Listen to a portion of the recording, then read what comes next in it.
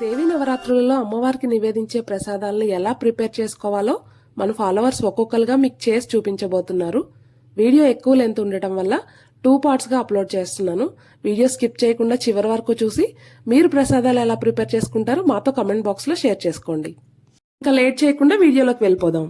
దేవీ నవరాత్రులలో మొదటి రోజు అమ్మవారు శ్రీ స్వర్ణ కహచలాంకృత దుర్గాదేవిగా దర్శనమిస్తారు.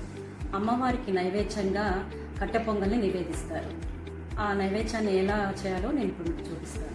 మొదటగా స్టవ్ ఆన్ చేసుకుని కుక్కర్ గిన్నె పెట్టుకుని 3 స్పూన్ల నెయ్యి వేసుకోవాలి.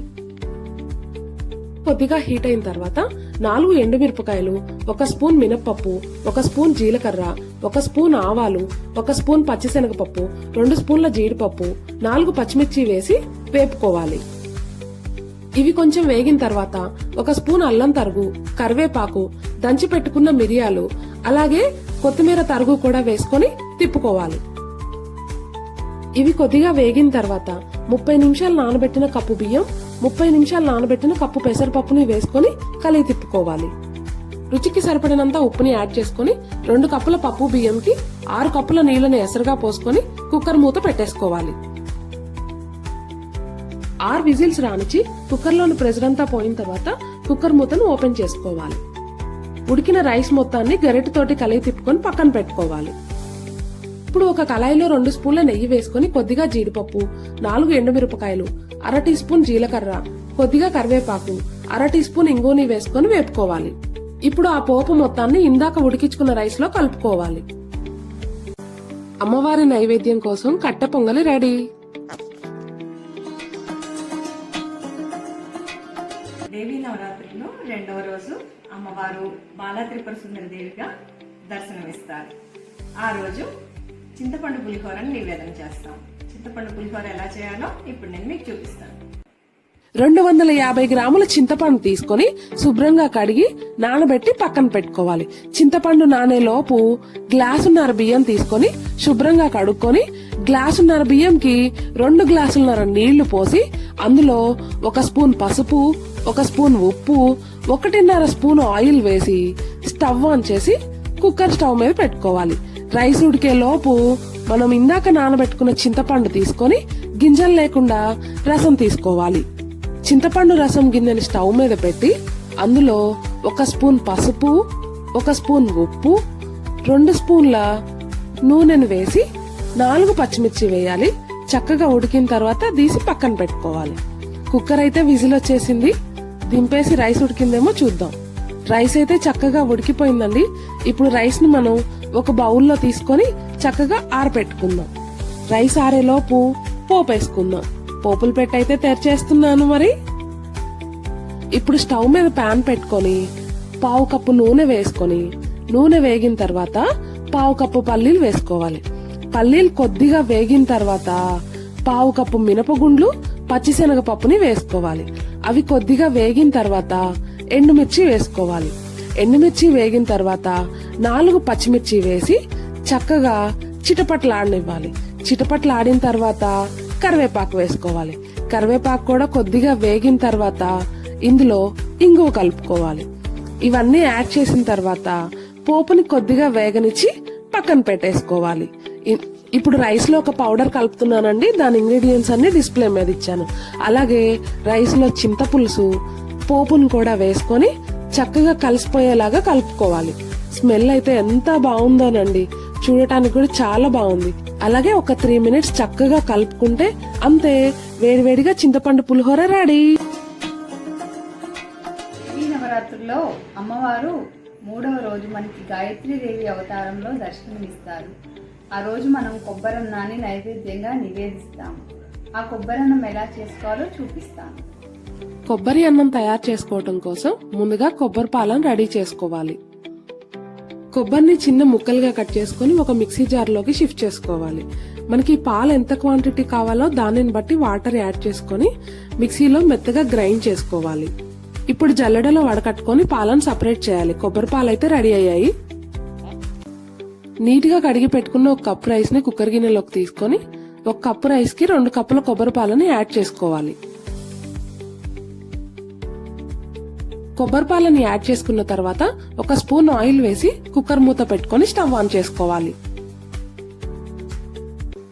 4 విజిల్స్ రానిచ్చి కుక్కర్లోని ప్రెషర్ అంతా ఫ్రీ అయిన తర్వాత కుక్కర్ మూతను ఓపెన్ చేసుకోవాలి. ఇప్పుడు ఉడికించిన రైస్ ని గరిటెతో ఒక్కసారి కలుపుకోవాలి.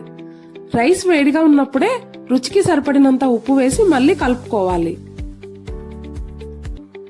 ఇప్పుడు స్టవ్ ఆన్ చేసి చిన్న కళాయిని పెట్టుకుని 3 స్పూన్ల నెయ్యిని వేసుకోవాలి. 1 స్పూన్ పచ్చి శనగపప్పుని యాడ్ చేసుకోవాలి. శనగపప్పు కొంచెం వేగిన తర్వాత 1/2 స్పూన్ మినపగుండ్లను కూడా యాడ్ చేసుకోవాలి. మినపగుండ్లు కూడా కొంచెం వేగిన తర్వాత పిడికెడు జీడిపప్పుని యాడ్ చేసుకోవాలి. స్పూన్ తో తిప్పుతూ కొద్దిగా వేగిన తర్వాత 1/2 స్పూన్ ఆవాల్ని కూడా యాడ్ చేసుకోవాలి. ఆవాలు కొంచెం చిటపటలాడిన తర్వాత 1 స్పూన్ జీలకర్రను కూడా యాడ్ చేసుకోవాలి. జీలకర్ర కొంచెం వేగనిచ్చి 2 పచ్చిమిర్చిని కూడా యాడ్ చేసుకోవాలి. పచ్చిమిర్చి కొంచెం చిటపటలాడిన తర్వాత కరివేపాకును కూడా యాడ్ చేసుకోవాలి. పోపు మొత్తాన్ని ఎర్రగా వేపుకున్న తర్వాత 1/2 స్పూన్ మిరియాల పొడిని కొంచెం ఇంగుని కూడా యాడ్ చేసుకొని కలుపుకోవాలి. ఫైనల్ గా మనం మొదట రెడీ చేసి పక్కకు పెట్టుకున్న కొబ్బరి తురుమును వేసి 30 సెకండ్ల పాటు వేపుకొని దింపుకోవాలి. ఇప్పుడు పోపు మొత్తాన్ని రైస్ లో వేసుకొని మొత్తం కలిసిపోయేలాగా 2 నిమిషాల పాటు కలుపుకోవాలి. అంతే, అమ్మవారి నైవేద్యం కోసం కొబ్బరి అన్నం రెడీ. దేవి నవరాత్రుల్లో అమ్మవారి 4వ రోజు అన్నపూర్ణాదేవి అవతారంలో దర్శనమిస్తారు. ఆ రోజు మనం మినపగారెలు నైవేద్యంగా నివేదిస్తాం. ఆ మినపగారెలు ఎలా తయారు చేసుకోవాలో నేను ఇప్పుడు మీకు చూపిస్తాను. గ్లాస్ మినపగుండ్లని శుభ్రంగా కడిగి రాత్రంతా నీళ్లలో నానబెట్టుకోవాలి. ఒక మిక్సీ జార్ లో 6 పచ్చిమిర్చి, చిన్నగా తరిగిన అల్లం ముక్కల్ని వేసుకొని మిక్సీ పట్టుకోవాలి. అవి కొంచెం మెదిగిన తర్వాత రాత్రంతా నానబెట్టిన మినపగుండ్లను వేసి చక్కగా మిక్సీ పట్టుకోవాలి. పిండి మొత్తాన్ని మిక్సీ జార్లో నుంచి ఒక బౌల్లోకి షిఫ్ట్ చేసుకోవాలి. మినపిండిలో పిడికెడు బొంబాయి రవ్వను కలుపుకోవాలి. ఇది గారెలు క్రిస్పీగా రావడానికి చాలా హెల్ప్ అవుతుంది. 1 టీ స్పూన్ జీలకర్ర, రుచికి సరిపడినంత ఉప్పు, కొంచెం కరివేపాకు, కొత్తిమీర తరుగు, సన్నగా తరిగి పెట్టుకున్న ఆనియన్స్ వేసి పిండిలో కలిసిపోయేలాగా 2 నిమిషాల పాటు కలుపుకోవాలి. ఇప్పుడు పిండిని తీసి పక్కన పెట్టుకోవాలి. స్టవ్ ఆన్ చేసి కళాయి పెట్టి ఆయిల్ పోసుకొని ఆయిల్ హీట్ అయిన తర్వాత ఆయిల్ పేపర్ మీద కొద్దిగా గారెపిండి తీసుకొని గారెలాగా మేక్ చేసి హీట్ అయిన ఆయిల్లో వేసుకోవాలి.